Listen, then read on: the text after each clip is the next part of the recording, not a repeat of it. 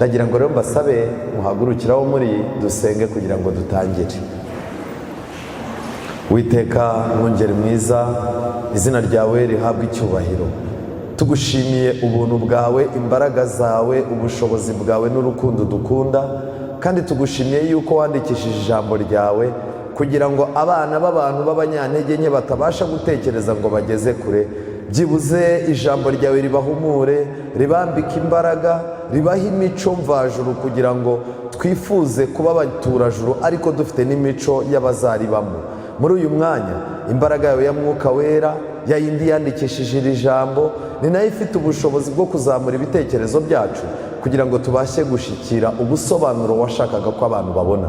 Ngaho rero ngwino udufashe, uduha amatwi mazima yumva icyo umwuka abwira itorero, kandi yaba twebwe yaba n'abandi, iri jambo ryawe rikomeze ritwubake mu gihe nk'iki ngiki, uduhe kugira ngo twiyubake ku byo kwizera byera cyane. Tubisabye mu izina rya Yesu, amen.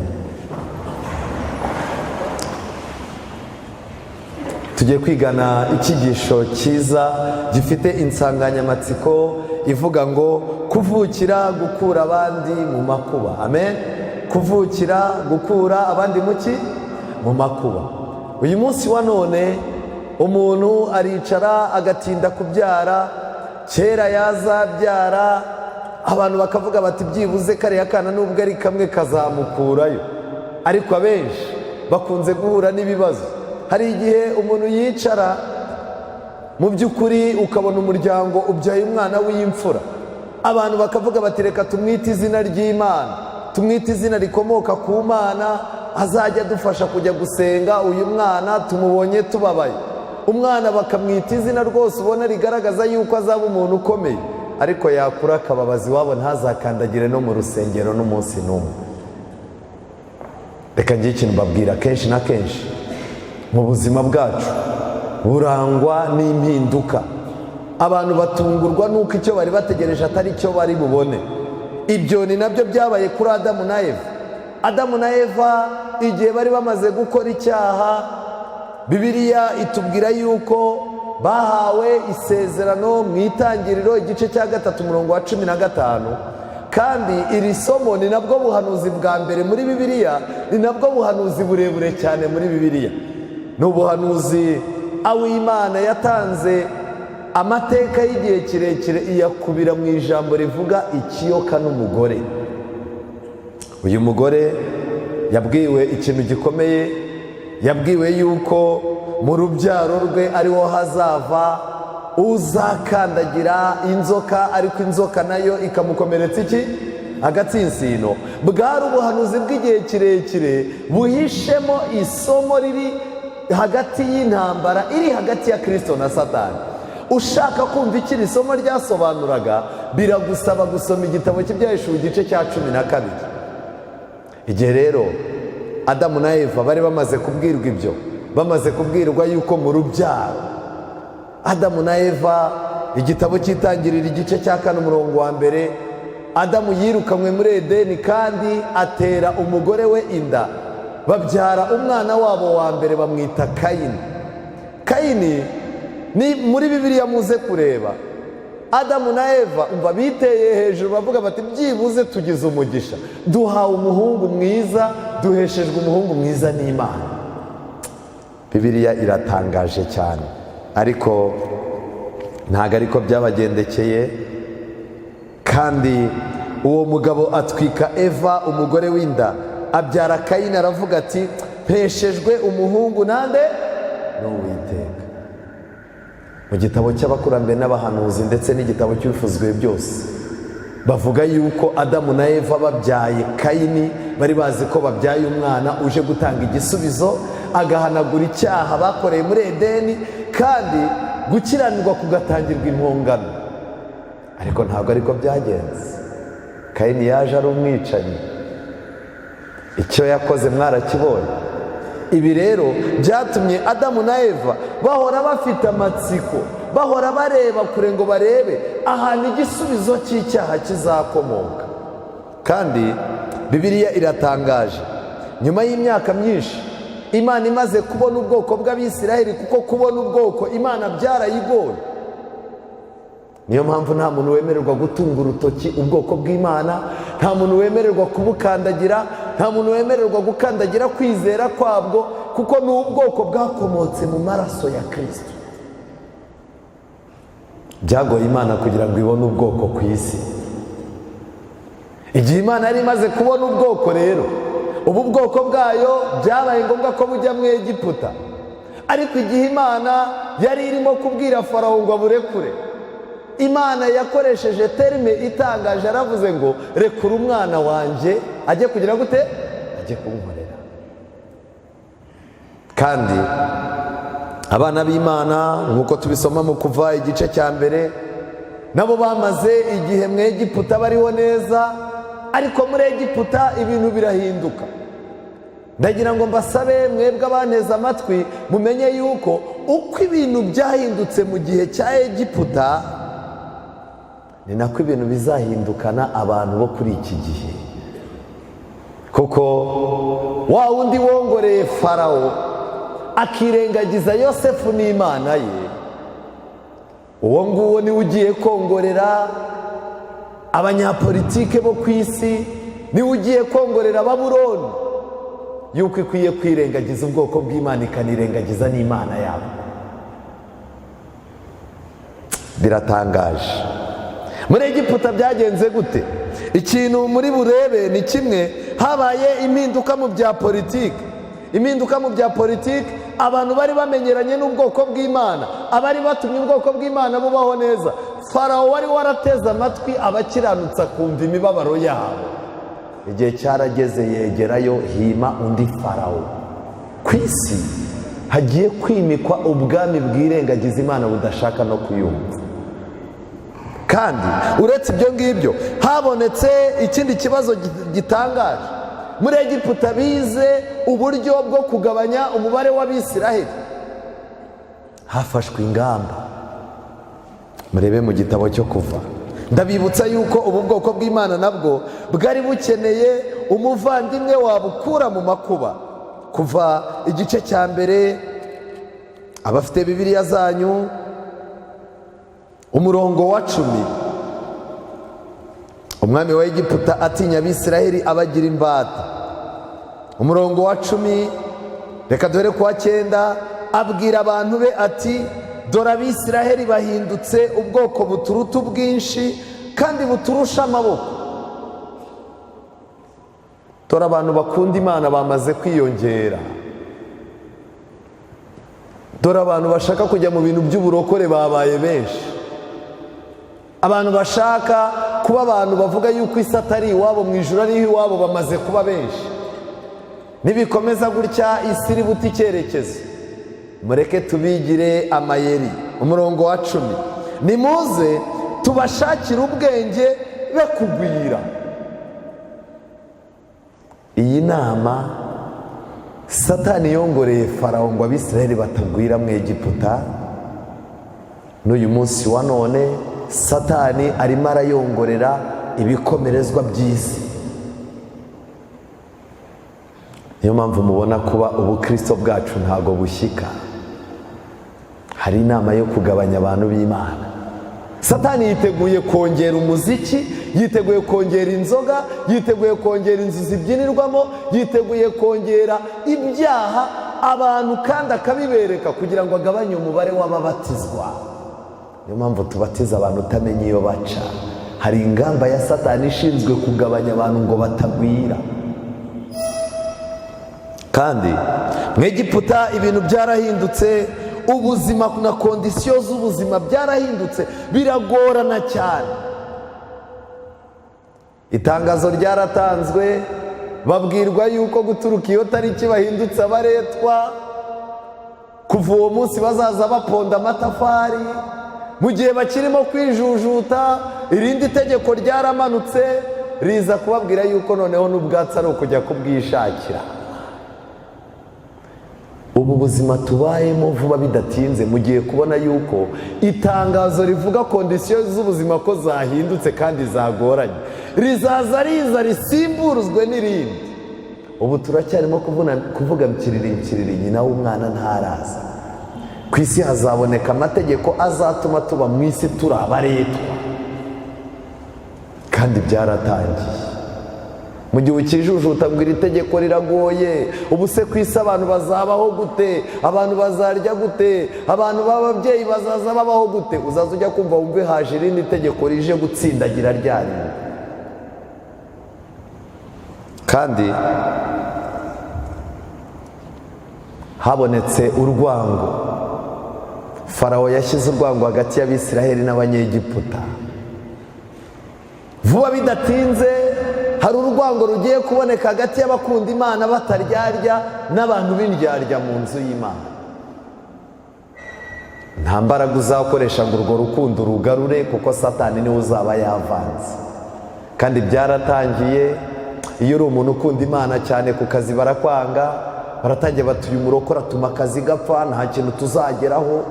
Uyu muntu ni injiji, nubwo ubona yarize, umuntu udashobora gufata injyawuro, ubu se uyu muntu azatuma tugera he? Ubu batangiye kutwanga, kuko ntago bene wanyu baguhamagara ngo wemerane nabo kwicarana nabo mu nzangano z'amoko. Ntago washinja umuntu ibinyoma. Nta mwanya ufite w'amazimwe n'amatiku, umwanya wawe uwukoresha mu kazi, uwundi ukawukoresha mu rusengero no mu rugo rwawe. Bagomba kukwanga rero. Uru rwango Satani azakomeza kurwongera, ariko mu gihe Satani azaba yongera urwo rwango, Imana nayo izaba irimo kongera urwango hagati yacu n'ikiyoka. Amen. Nzashyira urwango hagati y'uyu mugore no hagati y'urubyaro rwe n'uyu. Ubu Imana ku bantu barimo gusenga irimo iragenda ishyira urwango hagati yacu n'ikiyoka. Urugo rwawe rwakunanira, ibibazo ntubishakishirize ahandi, ntujye mu bapfumu, ukinjira mu cyumba cyawe ugapfukama ukabwira Imana uti ndabizi umuntu nyanga wa mbere ni Satani kandi yanteye. Imana igiye gukomeza kutwangisha Satani. Satani nawe arakomeza atwangisha abana be.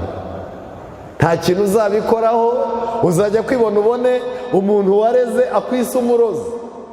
Uzajya kwibona ubone ahantu utuye bakwise yuko uri umuntu w'umugome, kandi nta ruhare ubifiteho.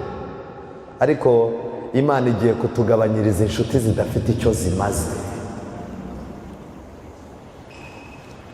Muri Egiputa, Farawo amaze gushyiraho itegeko ryo kwica abana, yararebye asanga ntabwo ari we ugomba kubica. Yahamagaye abantu arababwira ati munshakire eshansiyo, munshakire abantu bashinzwe kubyaza Abaheburayo, mubanyegereze. Ni byiza yuko Abaheburayo bicwa na bene wabo.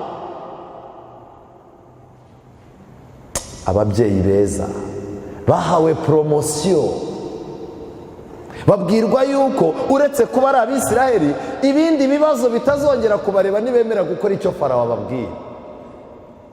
Ikintu nshimira Imana ni kimwe, baramwegera baramubwira bati ntago byashoboka. Imana y'Abaheburayo ifite inzira icishamo uburinzi bwayo bwinshi. Uyu munsi wa none mwitonde, Satani agiye gushaka abagambanyi hano mu rusengero, agiye gushaka abazi iby'iri torero. Abo nibagiye guhamagara babwira ati mushaka uburyo mugabanya umubare w'abihana, mushaka uburyo mugabanya umubare w'abaririmba, mushaka uburyo mugabanya umubare w'abizera, mushaka uburyo mugabanya imbaraga za gahunda zo mu nzu y'Imana. Umuntu uzatugwa n'abere nawe yarabyanditse. Abantu bazatugwa nabi mu karengane ntabwo ari bariya abantu bo mu yandi madini. Bariya abantu bo mu yandi madini Imana izaba imaze igihe ibigisha, bo bazaba baje ku musozi w'Imana baje kurama. Abahoze hano bazi inguni zose z'iyi nzu y'Imana nibo bazatugwa nabi. Igihe rero muri ako kaga, muri ibyo bibazo, Abisiraheli bageze aho bashaka inzira y'amakiriro yabo barayibura. Inzira yo gukiriramo ibuze. Baricara baravuga bati ikibazo biragaragara ko nta gisubizo kindi tuzabona, noneho rero mureke ikibazo tukibemo nkaho kitazapfa gikemutse. Muri icyo gihe bamwe muri bo batangiye gusaba Imana, barataka. Reka ngire ikintu mbabwira. Bibiliya itubwira ngo iki? Igice cya 2, umugabo wo mu muryango wa Lewi aragenda arongora umukobwa wa Lewi, uwo mugore asama inda abyara iki? Abyara umuhungu. Uyu mwana Satani yaramwitegereje abona ni umwana udasanzwe. Uyu mwana wari uje yaravutse nk'abandi bana ariko atazanywe na misiyo nk'iz'abandi bana. Ni ibintu bibiri.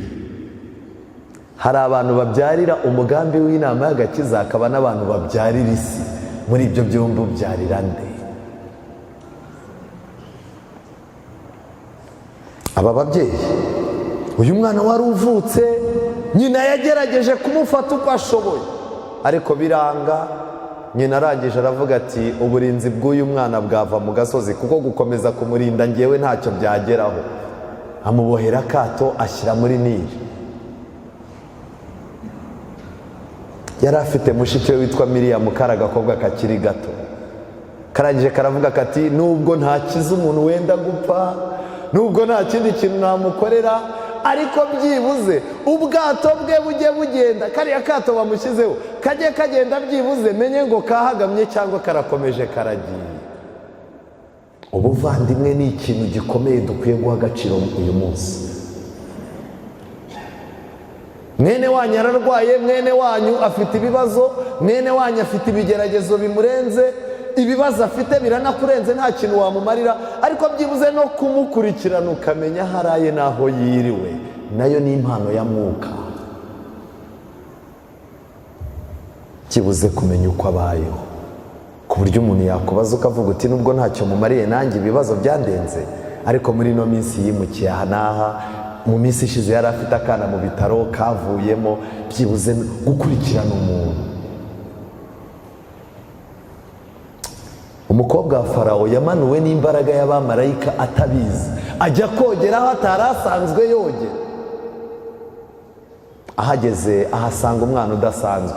Kwitegereza uwo mwana uko angana, isura y'uwo mwana, ubwiza bwe n'uburyo ameze, n'ako kantu bamushyiriyemo, uyu mukobwa wa Farawo yamenye ko nta muntu wakunda umwana muri urwo rwego nk'Abaheburayo. Reka ngire ikintu babwira, birahagije kubona umubyeyi uyu munsi wa none ahetse umwana agenda amumwenyura, ugahita uvuga uti uyu mumama ni umukirisitu arasenga.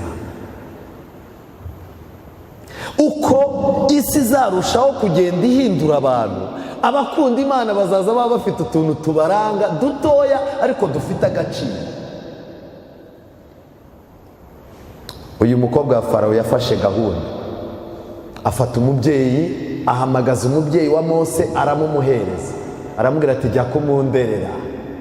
Maze uyu mubyeyi yongera kubona umwana bwa kabiri.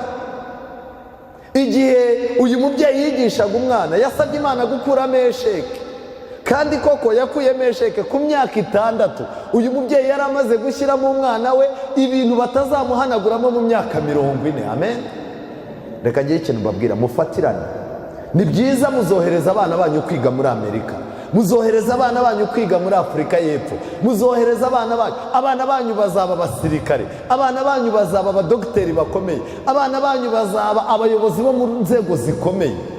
Mufatirane ku myaka 6, mubabikemo ibintu isi itazabahanaguramo. Bitari ibyo muzahura n'akaga, bitari ibyo tuzahura n'akaga. Nanjye ndi umubyeyi,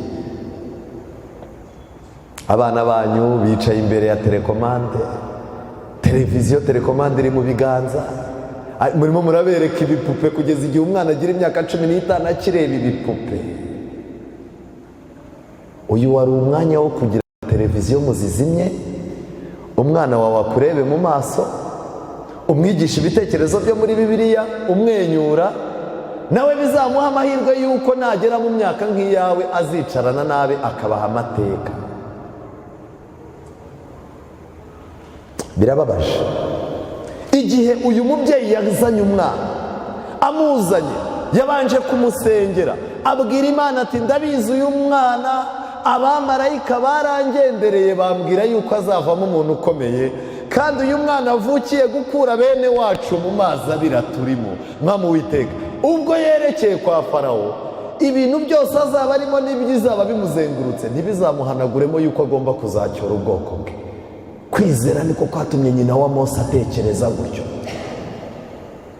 Abagore benshi batagira amagambo akomeye abagore batagira disikuru zikomeye no mu ngo zabo iyo habaye iminsi mikuru ugasanga abagabo ntibashaka yuko banamenya ko ari abagore.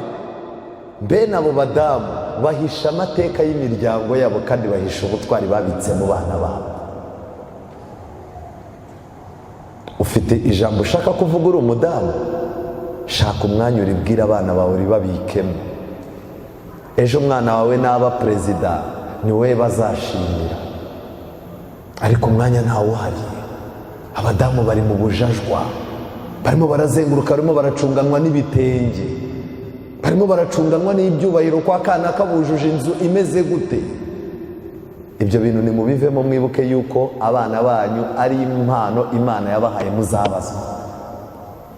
Igihe umubyeyi yari afashe umwana amujyanye, yaramushyiriye, amushyira umukobwa wa Farawo. Umukobwa wa Farawo aramwitegereza, arangije amushakira izina, amwita Mose. Bibiliya ivuga ngo iki?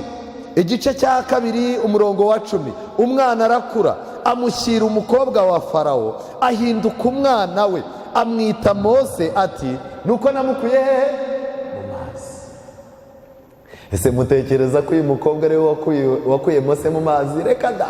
Abamarayika b'Imana bashinzwe kurinda abavukira guhesha abandi umugisha, abo bamarayika nibo batumye uriya mukobwa amanuka ajya ku mazi, nibo batumye agira impuhwe atarasanganywe, kandi nibo batumye amwerekeza kuri nyina ngo amurere. Aba bamarayika kandi nibo begereye ibitekerezo by'uriya mukobwa wa Farawo, bamuha izina Mose yagomba kugira gute? Yagombaga kwitwa. Amwita kuko yamukuye mu mazi. Mu magambo make, Mose yaraje gukura Abisiraheli mu mazi ageze gute? Mu mazi abira.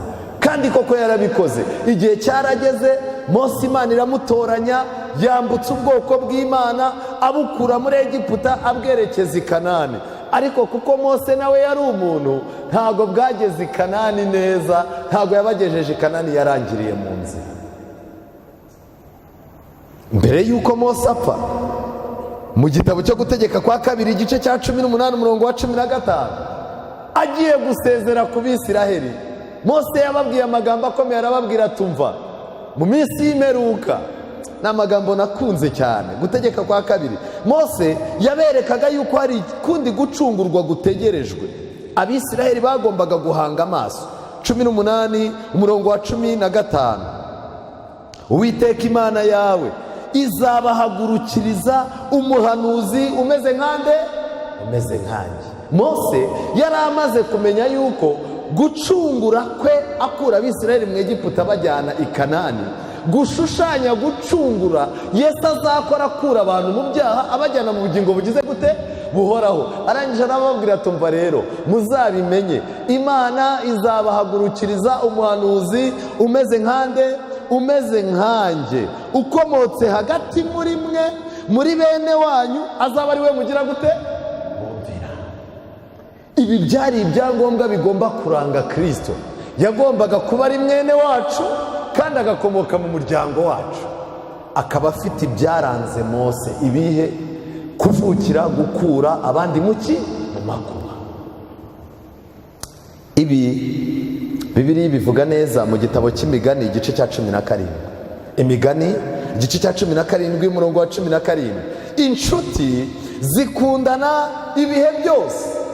Kimwe mu bizakubwira inshuti yawe muzabana muri mu bihe byiza. Nuba wabonye akazi keza wujuje inzu, uzamuhamagara aze mwishimane. Nuba wahinduriwe akazi, wakoraga mu nshingano z'inzego z'ibanze, wazamutse wagize mu nzego zo hejuru, azaza mwishimane. Ariko niba wamanuwe no muri za nzego zo hejuru bagusubije mu nzego zo hasi, ikizakubwira inshuti, agomba kuza akakubwira ati humura, icyari cyarakuzamuye kizongera kigire gute? Kikuzamura. Inshuti, mu gihe wari ukize ubona amafaranga yo guha abantu, ukabaga inka abantu bakaza bakarya, noneho ukaba uguye mu kibazo cy'ubukene nta n'umuntu ukigusuhuza, inshuti iraza ikakuba hafi ikakubwira iti humura, nubwo ibi byagenze gutya haracyari ibindi byiringiro. Bibiliya rero irabivuga neza, inshuti zikundana ibihe byose, kandi umuvandimwe avukira gukura abandi muki? Makuba. Amen. ndahamya nashidikanya ko muri iri teraniro hari abantu bafite abavandimwe benshi, ariko witegereza umuvandimwe wawe ukabona ntiyavukiye kubakura mu makuba, ahubwo yaje kuyongera.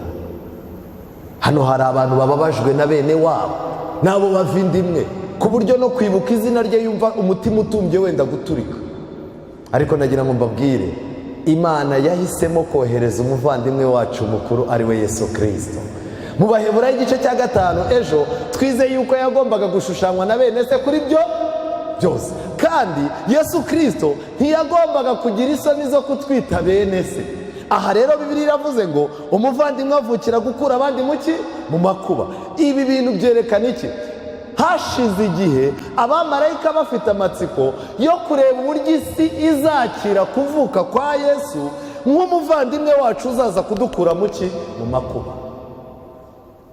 Igitabo cyifuzwa ibihe byose, igice cya 2, igice cya 3, igice cya 4, muze kujya muri icyo gitabo musome, muraza kugenda mukurikiranamo amagambo ngiye kubabwira.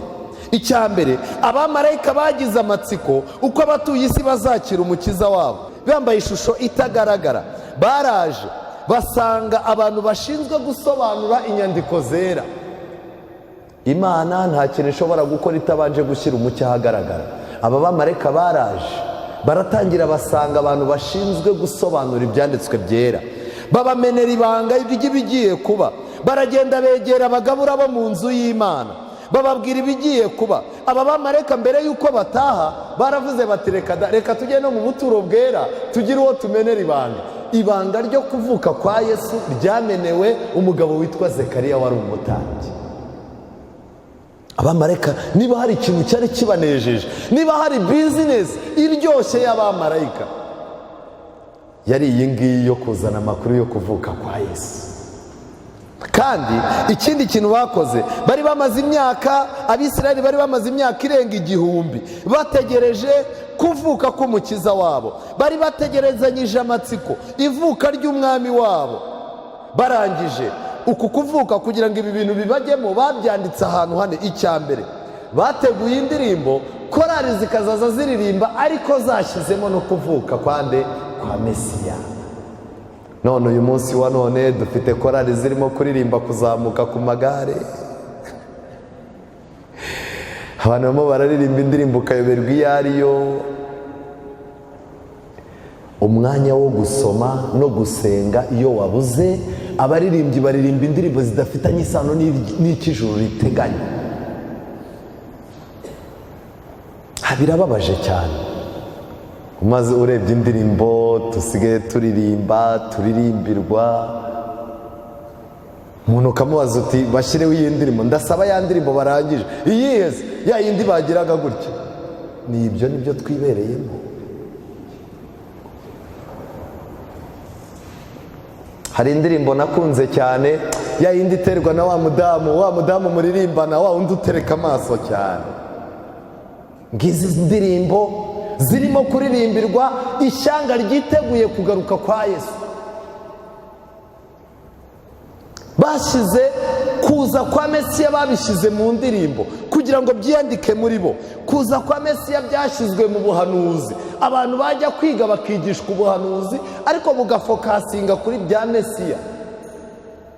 None uyu munsi wa none abantu barashaka kubwirizwa ibibwirizwa by'uko Yesu agiye kubakura ku cyavu akabicazanya n'ibikomeye n'abakomeye. Niba ukunda ubuzima bwawe, shaka umwanya wo gusoma ibyanditswe. Fata Bibiliya n'ibitabo by'umwuka w'ubuhanuzi, wiga ubuhanuzi icyo buvuga ku kugaruka kwa Yesu. Izo uretse gushyira mu buhanuzi, muri gahunda zo mu rusengero bavanzemo ibimenyetso byerekana kuza kwa Mesiya. Ari naho bagiye bategura intebe Mesiya azagira gute? Azicaramo. Iyo ntebe bahoraga bayihanagura, nta muntu wayicaragamo, kandi bari baravuze bati iyo ntebe ni Mesiya uzayicaramo. Kuyireba byabibutsaga ko Mesiya azaza akima ingoma. N'uyu munsi wa none hano mu rusengero tuhafite gahunda zitwibutsa ko ubwami bw'Imana buri hafi, ariko reka bihisha amaso y'abantu. Turimo turaza hano tukongera tukagenda nk'urugi rwizunguriza ku mapata, nta mpinduka. Umuntu akaza avuye iwe arwanye, aje kuyobora gahunda yo kuramya bana b'Imana, ko mbona mubabaye, habaye iki? Ko mbona mutishimye? Yareba mu gihande umugore warimo, muri iki gihande ko mubabaye cyane, habaye iki? Reka igihande kijimye niwe wakijimishije. Dukeneye gusohoka mu bintu by'imihango. Uretse icyo ngicyo, baragiye binjira mu masengesho, bategura amasengesho yo mu muryango. Ayo masengesho yo mu muryango bayashyiramo gahunda yo kuzaza basobanurira abana kuza kwa Mesiya. Aya magambo yanditse mu gitabo cy'ibivuzwe byose ndimo kubasomera. Ariko uyu munsi wa none turimo turashaka gutsindira aho Abayuda batsindiwe. Mu miryango yacu dusigaye dusenga ari uko tubonye ibiryo twarushye cyane. Si iyo ubwiriwe iminsi 2 wajya ko ukabona umugabo azanye iposho, hawe tubwire umugabo uti papa kana ibintu byarakomereka tubanze dusenge. Iyo umugore wawe bamubwiye yuko kubyara bigoranye kandi umudokiteri wamufasha atarava hanze, bantu b'Imana munshyire mu ngobyi y'amasengesho. Iyo hari umuntu ubuze umwuka mu rusengero cyangwa umuntu akagira ikibazo akagwa mu ntebe turimo gusenga, abadiyakoni bahita birukanka bakamuterura bakamujyana kuri kave. Iyo bamugejeje kuri kave batavuga bati harya turacyagira itsinda risenga, reka dana hari habo. Ariko rero muhamagare mama kanaka na kanaka yarasengaga. Ushobora no gusanga amaze imyaka 5 atanasenga. Ngaba abantu barimo gusengera abantu bagize ibibazo. Dusenga kubera impanuka. Iyo korari zamuye indirimbo, bwa mbere indirimbo igapfa bayisubiramo igapfa. Korari iyo bavuye ku ruhimbi baraganira bati indirimbo zacu zimo zirapfa, ntiduheruka kugira gute gusenga. Umubwirizi yabwirije hakihana abantu 2, umubatizo akabona urakonje, abantu bamuhamagaye ari igitangaza. Ejo bundi yari yarabatirishije abantu 100, nibwo yongera akabwira Imana ati Imana ko mwaye mbigenze ne, akongera akagaruka kugira gute. Turimo turasengeshwa n'ibibazo, ntabwo turimo gusengeshwa no gusaba Imana ngo idufashe. Abamarayika b'Imana baraje babona igihe cyo kuvuka kwa Yesu kirageze, ndetse baraje baramanuka, baraza basanga abantu barahuze. Ikintu kimbabaje, aba bamarayika baje Yesu ajya kugira gute, ajya kuvuka. Nagira ngo mbabaze, uyu munsi barimo baraza cyangwa ntago baza? Barimo baraza. Aba bamarayika barimo barakurikirana ibintu bibera mu ngo zacu, barimo barareba akavuyo na gahunda nkeya birangwa iwacu, barimo barareba impamvu zituzana ku rusengero, barimo barareba impamvu zidutera kubwiriza no kuririmba. Aba bamarayika barimo barareba uburyo duha agaciro abantu b'Imana bavuga ijambo ryayo. Abamarayika buri kantu kose gafitanye isano no kugaruka kwa Yesu barimo baragacungira hafi, ariko nta maso dufite ngo tubibone.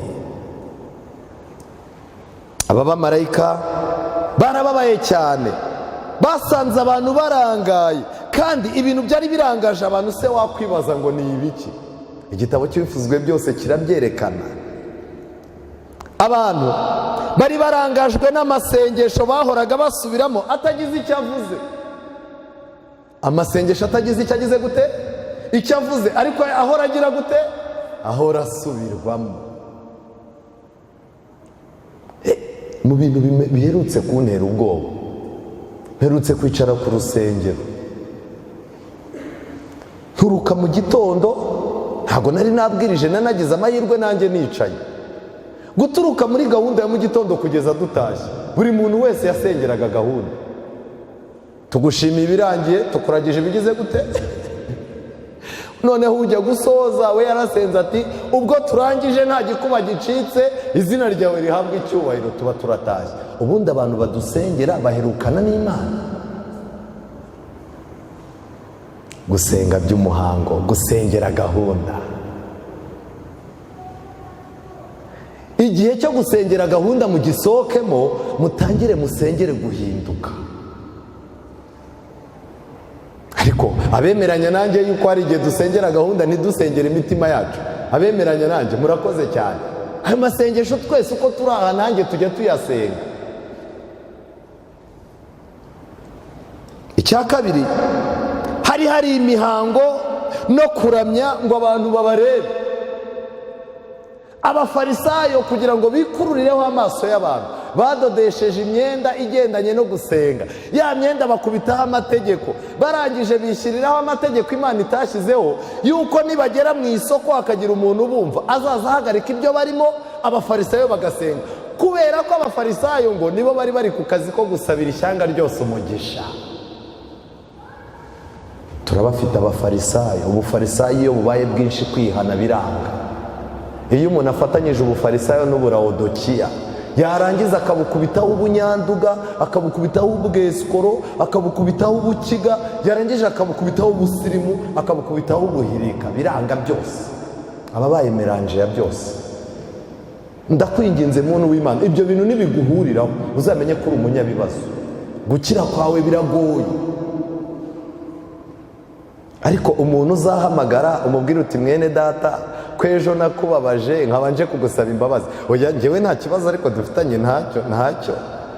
Umuntu utagira ikintu kimubabaza, ntagire ikintu kimushimisha, ntagire inama yakira, umuntu udashobora kwemezwa n'umuntu, ahubwo akaba afite abantu yumva muri we bazamufasha n'abatazamufasha, wamumarira iki? Ntacyo.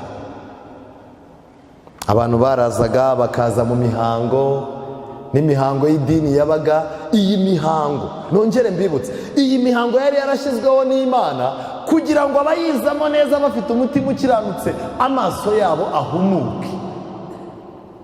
Dufite imihango muri iri torero Imana yashyizeho kugira ngo umuntu waje ashaka Imana, iyo mihango itume hari aho afunguka. Ariko dusigaye tuyizamo bisanzwe, ifunguro ryera ubu urimo gukatakata uhereza abantu, muhereze na hariya. Ese hari usigaye atabonye, n'ifunguro ryera risigaye ritambuka nta kintu bisobanura, kugira ngo abantu bagaragare. Abantu barimo barashaka utuntu bakora kugira ngo bamenyekane. Bambwiye igitekerezo cy'umukecuru ngo yadoza akenda, tuno twenda mu cyaro bajya bashyira hano ku ruhimbi kaba kanditseho ngo Uwiteka dukore ibikomeye natwe turishimye, murakaza agatambaro. Arangije uwo mwaka akadoze, akimara kugatanga ntibamutora mu badiyakonikazi. Arababara cyane. Buri munsi akazaza yumva barimo gushima abandi ariko we ntibamushime. Munsi umwe umuyaga uraza uhuha kagatambaro, uragahuha. Arangije mu muri we biranga, arahaguruka neza cyane, araza akora kuri kagatambaro, arakaringaniza, arangije aragenda aricara, ahita abwira uwo bicaranye ati kiriya gitambaro iyo umuyaga ugihungabanyije mba numva mbabaye kuko ninjye wakidoze.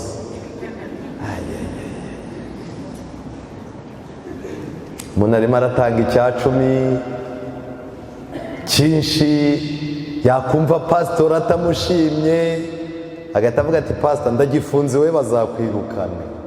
Hano barashaka kumenyekana. Korali ziraririmba indirimbo zikamera neza, abantu bagashima Imana. Wajya kubona ukabona harimo umuntu usohotse agiye kwerekana ko indirimbo ari ugize gute, uyigize. Abantu barashaka kugaragara mu kubwiriza, abantu barashaka kugaragara mu kuyobora. Imihango no kuramya byakorerwaga ngo abantu babarebe. Bahoranaga inyota y'ubutunzi n'icyubahiro, nicyo kintu barwaniraga. Ubutunzi bari baragiye bahiga amafaranga, kugeza ubwo umwanya wabo wari uwo gushaka amafaranga. Ikindi cyari icyubahiro. Ariko reka mbabwire, mbega uburyo icyubahiro kitugeze kure we. Aho umuntu wari umukuru w'itorero umukuraho ukamubwira uti buruhutse, wamuha igihande ngo najye kukiyobora, agahita akubwira ati muransuzuguye cyane ntabwo ndi kuri urwo rwego.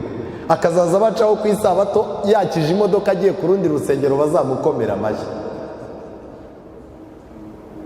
Ni ikibazo. Muzarebe intambara zibera mu nzu zacu. Buriya mu nzu haba intebe bise iy'umugabo. Iyo ntebe bise iy'umugabo ujya kubona ukabona iyo ufite akana k'agahungu cyangwa k'agakobwa, burya abana ndabakunda cyane.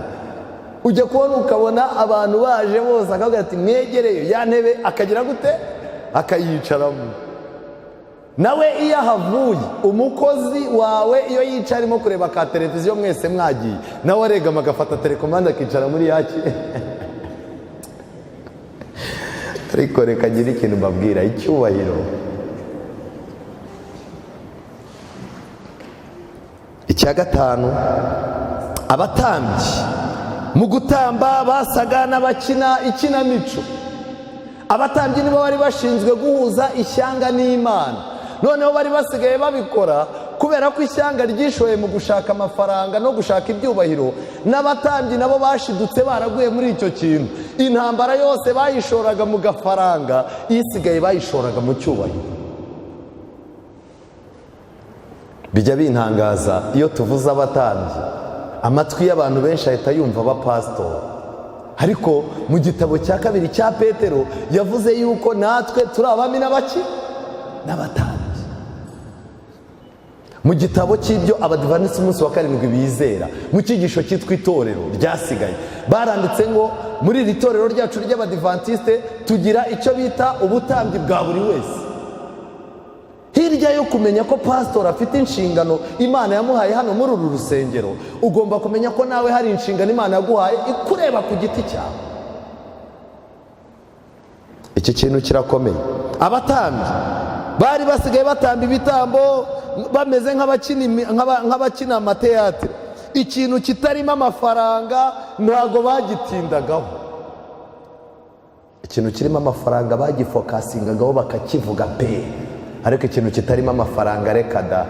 Muze gusoma igitabo cy'ibivuzwe byose, hari ituro bacaga umubyeyi uje kwandikisha umwana. Iri turo ryari ryarategetswe n'Imana.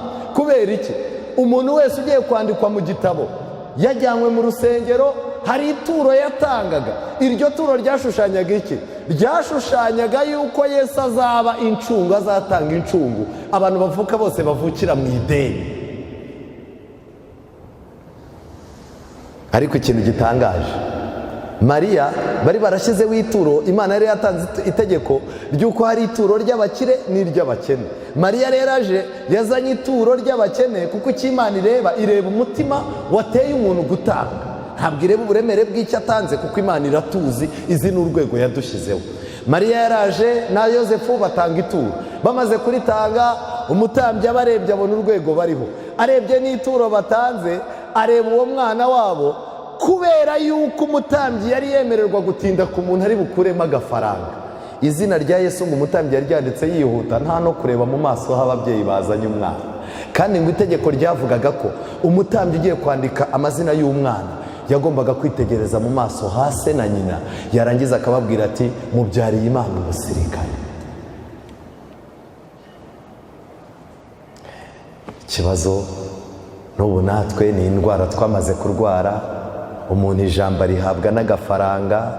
Iyo uparitse imodoka nziza ku rusengero abaguhobera baba benshi, muntu w'Imana akomera, buriya rero ndagukunda nubwo utazi izina ryanjye, ariko andika nimero yanjye nshobora kuzagukenera. Hano dufite n'abandi bantu b'abakene, kwiyakira byananiye, ntashobora gusuhuza umuntu bari mu rwego rumwe ngo anamubwira tuzaze kunsura, ahubwo arimo aracungana na dogiteri aciye akajya kumuhobera, isabato ya mbere, isabato ya kabiri, isabato ya gatatu nzagusura, naho arimo arishakira imyenda ngo bazamuhe imyenda yo kwambara. Buriya mubona duhobera nta n'iteraniro rirangiye nta rukundo, ni imibare. Ni imibare. Buriya abantu benshi isabato bayungukiramo cyane. Ikintu kitarimo agafaranga ntago abatambyi bagitindagaho, kandi Yesu yaje ntayo afite. Nshimira Imana cyane, nshimira Imana cyane yuko uko Imana irushaho kongera imbaraga z'ijambo ryayo n'umucyo Imana ikomeza kutwoherereza, ariko twese igenda idutegura kugira ngo tube abantu bashyitse. Mwitoze kwakira abantu abo ari bo bose, mwitoze gutega abantu amatwi abo ari bo bose. Bitari ibyo turimo turagera ikirenge mu cy'Abisiraheli, kandi natwe tuzakorwa n'isoni. Igihe intumwa Petero na Yohana bari bagiye gukiza ikirema cyasabirizaga ku rusengero, cyarabarebye gihagarika gahunda zose, kirangije kirabakanurira, kiravuga kiti aba bagabo nkurikije ukuntu bakeye mu maso, ko biri kose barampahagije. Reka njye ikintu mbabwira, kubera yuko Imana ariyo idutunze, kandi Imana akaba ariyo itugabira, Imana akaba ariyo itwambika, Imana akaba ariyo idushyiraho igitwikirizo. Hari igihe abantu babona utambutse bakagira ngo utunze nka miliyoni 20. Kubera iki? Ujyana n'umugore wawe ku rusengero mumwenyura, umugore wawe yambara igitenge cya 5 bakagira ngo ni cya 50, kubera ko aramwenyura mu maso, arakeye. Abana bawe baba bari kuri gahunda, udushuri bigamo ntabwo ari amashuri ahenze, ariko abana bawe bariga bakaba ba mbere, ku buryo umuntu aricara yakureba akavuga ati hoya. Hari umuntu twakoranaga muri tekinike yigeze kwicara arandeba arambwira ati ntukajye umbeshya, amafaranga dukorera aha ntabwo ari yagutunze. None ko ari njyewe nguhemba ko njye byancanze, sha wowe ku rusengero baguhuhiramo. Niba rero yarigeze aza ku rusengero ndimo kubwiriza, ubwo urabona iyo tumaze kubwiriza, nitumara kubwiriza ubu turahita twinjira muri uriya muryango, sibyo? Mu yandi madini umuntu umaze kubwiriza iyo yinjiye hariya baba bagiye gupasura amaturo. Kangere ikintu mbabwira, Imana yambika abantu bayo ubwiza ku buryo umureba ukamukekeraho amafaranga menshi kandi nta nayo afite. Petero na Yohani ikirema cyarabarebye kiravuga kiti aba babiri nibampa ndahita ntaha. Barangije baramubwiye bati uturebe, ahita avuga ati aba ni abakire kabisa. Batangira disikuru iryana mu matwi ivuga ngo ifeza n'izahabu ntabyo tugize gute. Mbega umugabo ngo aracika intege, mbega ngo indwara yiriyongera. Babonye atangiye kunegekara baramubwira bati ariko hari icyo dufite mu izina rya Yesu, haguruka nicyo ukeneye. Reka ngire ikintu mbabwira, ntabwo dufite amafaranga menshi, iri torero ntabwo rifite amafaranga menshi, ntabwo rifite ikintu kidasanzwe abantu bakeneye, ariko mu izina rya Yesu hari icyo rifite, kuko rifata abanyantege nke rikababwira ngo mu izina rya Yesu haguruka. Ninde wababwiye yuko tuzaza dutega amatwi umuntu ari uko afite amafaranga? Ninde wababwiye yuko kuyobora bisaba ko umuntu agomba kuba umukuru w'itorero ari uko afite amafaranga menshi? Ninde wababwiye yuko umugabo yaba mwiza ari uko yatunze amafaranga menshi? Ninde wababwiye yuko umuntu asenga bikamera neza ari uko atunze miliyoni nyinshi kuri konti? Igihe Imana yabishatse ushobora kuba ifeza n'izahabu ntabyo ufite, ariko mu izina rya Yesu hari icyo ugize gute? Hari icyo ufite. Ikintu rero kijya kimbabaza ni kimwe, ukubitana n'umuntu ugasanga ifeza n'izahabu ntaki, noneho wanamureba no mu by'Imana ugasanga nta n'ikindi kintu afite. Namwe mumbwire, umuntu ni umukene, umuciyeho ku rusengero, wamucaho wazamura ibirahure kuko wenda mwacuruzanyije ariko wagahomba, yarangiza warenga itura agapfa nabi. Wazama Imana ngo ikugire nkanjye nawe wumva uko mbaye. Iby'isi ni gatebe gatoki nawe wamera nkanjye. Arimo aravugana na Plaque, wowe wagize gute? Warenze. Wamucaho witaba telefone, abakire si abantu. Ni ukubabona bagenda, abakire ni abagome, buriya nta mukire mwiza ubaho. Ubu se ubunishwe n'inzara singuriya, ntarimo kubara amafaranga amamiliyoni mu modoka, ni ukubabona bagenda. Nubwo batubeshya ngo turasengana ntabwo ari bene wacu bari. Mbabazi, uyu muntu nta feza n'izahabu afite, ubundi muri Kristo bwo hari ikintu afite, yibitseho umushiha n'ubugome. Ngaba abantu benshi baraha, muzasanga baba bari ku isabato, muzabirebe iyo tugiye kozanya ibirenge. Hari umuntu wicara agahita avuga ati oya ntabwo njya mu birenge by'abakire, bari abagome.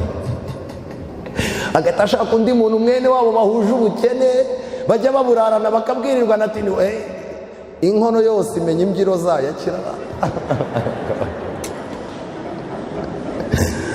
Akoreka ngira ikintu mbabwira, dufite ikibazo gikomeye.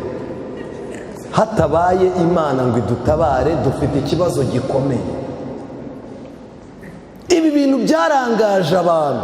Abatambyi uretse gutwarwa n'amafaranga, batangiye kuzaza batanga ruswa, kwicana n'uburiganya bwinshi kugira ngo umuntu abe umutambyi mukuru. Abatambyi bose bahoraga bumva baba abatambyi bakuru, akavuga ati byibuze umuntu yabaye umutambyi mukuru nibwo havamo icyubahiro gifatika. Aya magambo nayasomye mu gitabo cy'Ibifuzwa ibihe byose. Kugira ngo umwanya w'ubutambyi bukuru uboneke, batangaga ruswa, bakicana ndetse n'uburiganya. Uwababwira ibintu bibera mu madini, abanyamadini baroga abandi kugira ngo batabasimbura mu myanya y'ubuyobozi. abicisha abandi n'abacikisha abandi, abashinja abandi ibinyoma bakajya muri za gereza, bangana iki? Bashaka imyanya y'ubuyobozi. Kuba umutambyi ndabihaze, uwaba umutambyi mukuru. N'aha ngaha iwacu byarahageze. Ariko Bibiliya ivuga ngo iki? Abaheburayo 5:4, ubutambyi bukuru bwatangwaga n'Imana. Imana niyo yatoraga umutambyi mukuru. Kandi ikindi kintu gitangaje ni kimwe, mu gihe cya Yesu yavutse, Abaroma aribo basigaye bimika umutambyi mukuru aho kwimikwa n'Imana. Vuba bidatinze ndayireba n'imyaka, ariko ntabwo ari imyaka myinshi, ku isi ubuyobozi bw'amadini bugiye kuzaza butorwa n'ubuyobozi bw'ibihugu. Uyu najyeho niwe uzahuza natwe n'ibyo dushaka, hariya mushyireho uyu, hariya mushyireho uyu. Ndajya mbabwire ngo ibyo ni ibintu bigomba kuzaba, kuko ntabwo ubuhanuzi bugomba gusohora badafite abakozi babo aribo bayoboye. Muze gusoma ibifuzwe byose. Abatambyi bari basigaye bashyirwaho n'Abaroma, kandi byaratangiye mu gutegeka kwa kabiri no mu kuva, Imana ari ibimika. Ibi bintu abamarayika igihe bazaga muri Yerusalemu kuvuga ko Yesu avutse, bararebye basanga abantu bararangaye, baravuga batumva, nubwo dufite umunezero uyuko umwami yavutse, aba bantu turabakorera iki? Ngo abamarayika bahimbye indirimbo nziza cyane. Iyi ndirimbo iri muri Luka igice cya 12. Mwumve indirimbo baririmbye. Luka igice cya 2 umurongo wa 13. Muri ako kanya haboneka ingabo zo mu ijuru nyinshi ziri kumwe na marayika uwo nguwo, zisingiza Imana ziti, mu ijuru icyubahiro kibi kiki, na mu isi amahoro abe mu Imana igira gute? Abamarayika bari bitegereje ibintu abantu barimo, baravuga bati, aba banyagwa bari mu byubahiro barimo bararwana n'iki? Icyubahiro bakirekeye Imana, byibuze bakarwana n'amahoro, kubona nta mahoro bafite. Igihe Yesu yuriraga icyana cy'indogobe, Abisirayeli bamugiye inyuma, basasa imikindo, bafata imikindo, basasa imyenda yabo mu nzira. Barangije baravuga ngo mu ijuru amahoro abe, mu ijuru icyubahiro kibe ahasumba hose. Mbabazi, indirimbo bayisubiyemo cyangwa barayicuritse? Yego. Igihe bari buriye icyana cy'indogobe, murebe muri Bibiliya zanyu, burira icyana cy'indogobe, Luka igice cya 19. Luka igice cya 19. Mbere ku buryo abana b'abantu turi abanyabibazo. Yesu agiye Yerusalemu ahetswe n'indogobe. Abamarayika baririmbye ngo iki? Mu ijuru icyubahiro kibi cy'Imana, mu isi amahoro abe mu Imana igira gute? Yishimira. Noneho murebe igihe Yesu yari yuriye icyana cy'indogobe agiye, byagenze gute?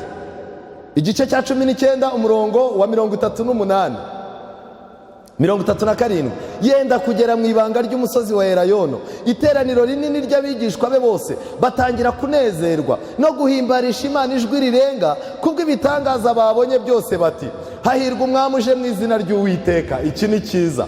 Amahoro abe mu ijuru n'icyubahiro kiba ahasumba hose. Bashakaga ni Yerusalemu. Kuki abantu imbaraga zacu tuzishora mu gushaka icyubahiro aho kuzishora mu gushaka amahoro? Iki ni ikibazo. Abamarayika baragiye bavugana n'abashumba, basanga abashumba barimo baraganira ibigendanye na Mesiya. Reka mbabwire bana b'Imana, jya wimenyereza kuvuga ibya Yesu. Ujye uvuga ibya Yesu nucogora, ujye uvuga ibya Yesu nubwo waba watererana, kuko abamarayika b'Imana iyo baje bagasanga uganira ibya Yesu, bakumenera amabanga, bakakubwira ibintu biri update bigendanye n'ijuru. Ariko iyo baje bagasanga turi mu nkuru za Primus Guma Guma, turi mu nkuru z'amoko, abamarayika baratureba bakabona ntabwo turi abantu bakwiye kubitswa amabanga y'ubwami. Abakabiri bamenye ibyo kuvuka kwa Yesu ni Simiyoni. Bibiliya ivuga yuko yari umukiranutsi, yaritondaga, yarategerezaga. Simiyoni yari umudivaniste nyakuri. Uyu munsi wa none abantu b'abakiranutsi mu nzu y'Imana batabikubitisha abandi bitonda, kandi bafite umwuka wo gukomeza gutegereza. Kandi abo ngabo umwuka w'Imana buri munsi akaba ari ubazana mu rusengero. Ndabarahiye Yesu ntazabatungura, abo ngabo bazamubona. Abandi bantu, undi muntu wabonye Kristo, wamenyeshejwe ibyo kuvuka kwa Yesu, n'uyu mugore witwaga Ana. Yari umupfakazi w'imyaka 84, yari amaze imyaka 84 ari umupfakazi. Ubupfakazi bwe ntabwo bwamukuye mu rusengero ngo ajye gushaka undi mugabo. Ariko dufite abantu bahura n'akabazo n'akageragezo, akakubwira ati sinzagaruka muyobozi w'itorero, nawe uri njyewe niko wabigenza. Ubupfakazi yabanye nabwo imyaka 84 budahindura inshuro yasengaga. Ntibwamuciye ku rusengero, n'imyaka yari afite ashaje. Bibiliya yavuga ngo yasengaga ku manywa na ryari na nijoro. Kandi uyu mubyeyi yahoraga aramya yiyiriza ubusa asenga. Abantu bafatanye ibi bintu bitatu, nubwo baba ari abasaza n'abakecuru, imbaraga za mwuka bazazambikwa uko bwije n'uko bukeye. Abandi bantu ba kane bamenye kuvuka kwa Yesu ni abanyabwenge. Aba banyabwenge ntago bari Abisiraheli, bari barakoze ubushakashatsi mu bitabo by'amateka. Hakaba hari amateka yari yaranditswe na Baramu, wa wundi wo igeze kuvuga iby'Abisiraheli. Ayo mateka barayiga, birangije research yabiranga, ubushakashatsi bwabo bwanze, baravuga bati mureke twitabaza ibitabo by'Abaheburayo. Aho niho bamenyeye ibya Mesiya, batangira gukurikirana amateka ya Mesiya. Ndetse muri ibyo ngibyo niho bamenyeye iby'inyenyeri, ndetse babonye inyenyeri idasanzwe mu kirere. Iyi nyenyeri yaraje irabayobora ibageza aho Umukiza yavukiye. Ariko aba bantu bari bantu ki? Bari abantu bavuka mu miryango yiyubashye, aba VIP. Ariko uyu munsi wa none, uko abantu barushaho kubaho neza, uko abantu barushaho kugira amafaranga, bakavuka mu miryango ikomeye y'abategetsi, mu miryango ikomeye y'abanyamafaranga, iryo sindwe rirabatwara kugeza igihe bumva kubaho ku isi ari nkaho ari itegeko. Ndagira ngo mbabwire, iwanyu niba bavuka, iwanyu niba bakomeye, ukaba iwanyu bafite amafaranga, ntukajye wizera ko nawe ari kuzakura. Isaka yavutse neza, akura neza, asazira iwabo atarushye, ariko yabyaye umwana we Yakobo abindushye. Ugomba kumenya yuko ukwiye kwiga kubaho ku giti cyawe. Aba banyabwenge bari itsinda rikomoka mu bantu bavuga rikijyana, ariko baravuga bati reka two kugendera kuri iki, ni byiza kunguka n'ubundi bwenge. Bakurikira inyenyeri. Imbaraga ya mwuka wera yatangiye kubateramo amatsiko, barangije bitwaza n'amaturo n'amazahabu n'iki. Ibyo bintu barabigendanaga, kandi bakoze urugendo rurerure cyane. Ngo ariko ngo kugira ngo batananirwa bagahusha intego, ngo umwuka w'Imana yabahaga ibiganiro byiza bagenda baganira, bituma urugendo rurerure bakoze batamenya urugendo bakoze. Igihe rero bazaga, bari bazi ko bari busange muri Yerusalemu ibintu bishyushye, basanga nta gakuru. Inyenyeri yaragihagarara hejuru y'urusengero, baravuga batumva iriya nyenyeri irimo iratubwira ngo twinjire. Baraza barinjira, bageze mu rusengero basanga Abisirayeli barimo, ni ibintu bisanzwe. Ngo uwo begereye bamubaza icyabaye, akababwira ati ariko muri abasazi cyangwa turimo turakora amavuna ya TMI. Umuntu udasanzwe ari umudivantiste arimo aragera mu rusengero, akumva ijwi ry'Imana rimuganiriza. Bararirimba akareba, agasanga yarakererewe, arapfukama akabwira Imana ati ibi bintu kuki ntabimenye mu myaka ishize. Ariko yabegera yababaza ati aya materaniro yabona ute? Umudivantiste akamubwira ati ni ibisanzwe, biriya turabimenyereye twebwe, bihoraho. Yego, korari ziraririmba bisanzwe, umubwiriza yambara kositimu nk'ibisanzwe, gahunda itangizwa n'indirimbo igasozwa n'isengesho. Mwitonde cyane, nta kintu ijuru rikora ridafite gahunda. Aba banyabwenge bamaze kuganira n'abo bantu baravuze batumva mu rusengero wenda nta gahunda bazi, reka tubaze abatambyi barababwira ati nitwe dushinzwe ibyo bintu, misiyo tutazi ntabwo ibaho. barangije birabayobera, barambuka bajya kwa Herode. Herode ahageze yari yarisha abantu bose bazamusimbura, yumva ko hari umwami wavutse, arababwira ati mugende nimumubona mumbwire. naho Herode ngo yashakaga kwica Yesu, kandi koko yahise abikora. Murabyibuka ko yashyizeho itegeko ngo abana bamaze imyaka hafi nk'ingahe ko ari ukugira ngo yice Yesu. Abanyabwenge bageze kwa Herode barabireba, ngo bari bagiye gucika intege, ngo ariko ngo inyenyeri irababwira ngo ntago twabazanye ngo murebe ibi ngibi, twabazanye ngo muramye umwana. Inyenyeri yarongeye iboneka hejuru yabo, ibayoboraho Mariya na Yosefu n'umwana bagize gute bari. Baraje bahageze bamwitegereje mu maso, ngo bamubonyemo ibyo batigeze babona mu bandi bantu bose. Amakuru ya Yesu nta muntu yahabwa n'undi, uyahabwa na Yesu iyo umugezeho.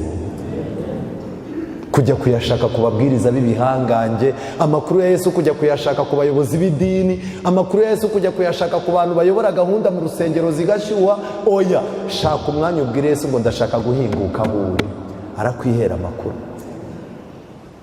Bibiliya ibyerekanamo byinshi. Bamugezeho basanze neza yujuje ibyangombwa. Yesaya igice cya 9 umurongo wa 5 bavuze. Baramwitegereje basanga ni umwana w'umuhungu, amen, nk'uko Yesaya yari yarabivuze.